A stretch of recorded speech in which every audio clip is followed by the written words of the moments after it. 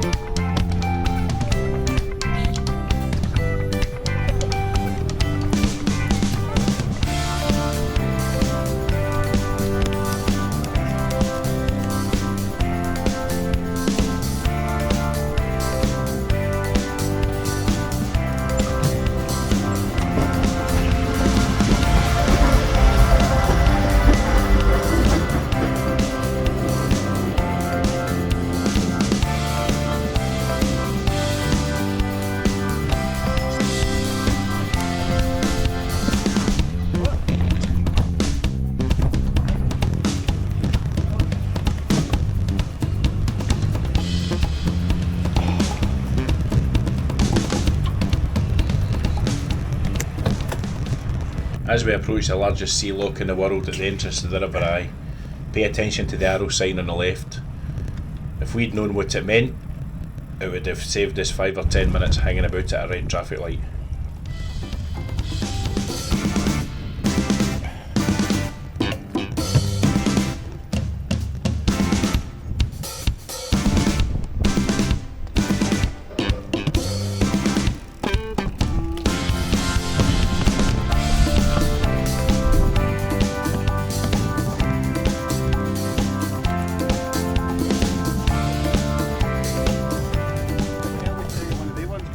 We finally gave up waiting and went off to see if there was another way around. As we rode back up, there was a local cyclist who passed who seemed to know where he was going, so we just followed on. Turns out the arrow sign shows which way you should go, and it's dependent on which of the gates is close to ships and open for walkers, riders or drivers to cross.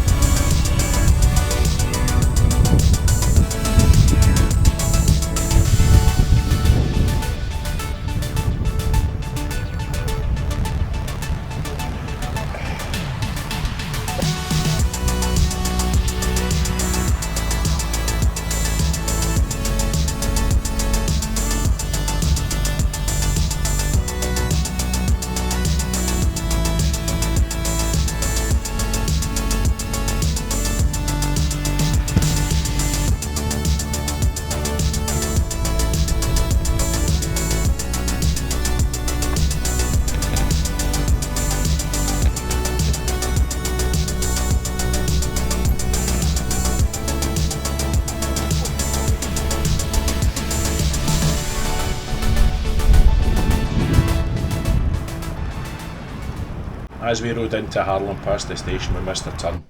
Not sure why, as 3 of us had the routes on a Garmin head unit.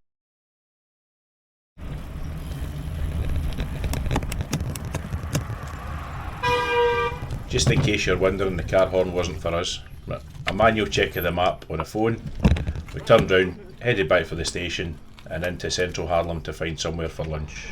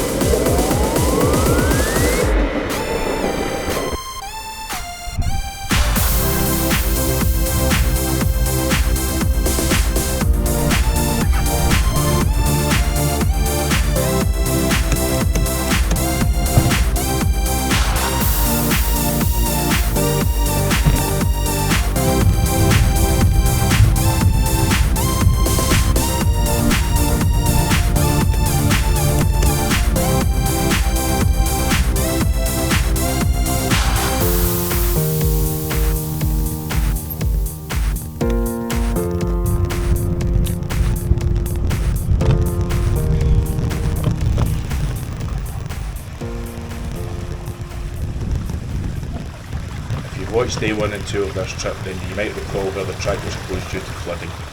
This was that section, and the 2 puddles we go through here are what's left. Apparently most of the track was covered, and the park authority had shut it down completely to stop people walking through the vegetation.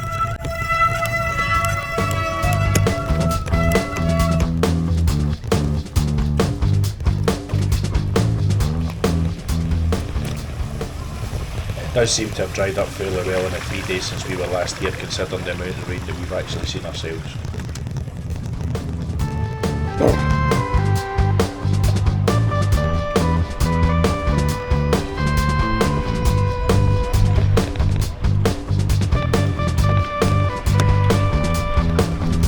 Sounds like they've all got spooky dogies, I know. So while you watch the last kilometres of the trip as we arrive into the port, let's have a look at how this trip was actually put together. Probably started planning this November-December 2023 before making all the bookings in January 24. That was of course once we knew who was actually going. The routes were initially created using the Dutch Fiat route no-punct system. Sorry for my bad pronunciation. They were dropped into Komoot and tweaked based on some of the interesting points others have marked along the way. Komoot is a really useful tool, so much so that I've actually taken advantage of the discounted premium price for 2025, and it mostly picks out tracks, the roads, the paths that are all bike friendly, and then in there are icons that are showing points of interest that have been noted by other users. You then select them, you can add them to your route, and Komoot will adapt that route and plan that accordingly for you. But I didn't have the premium account for Komoot at the time of planning, so those routes are then lifted manually into Strava and Garmin, while being checked against Google Maps, just to make sure that the roads and tracks that we're going to use actually do exist and they are suitable for riding.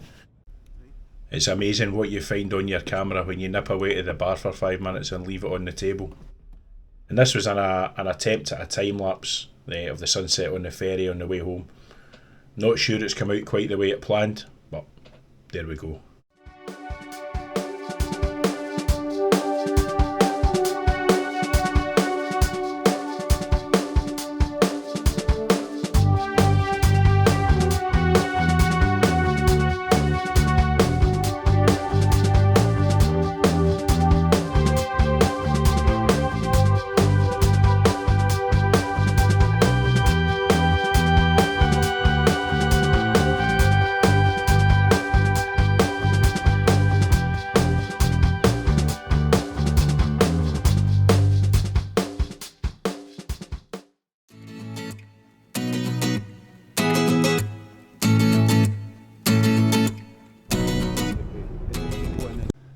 So we used the FDS for the Newcastle to Amsterdam ferry.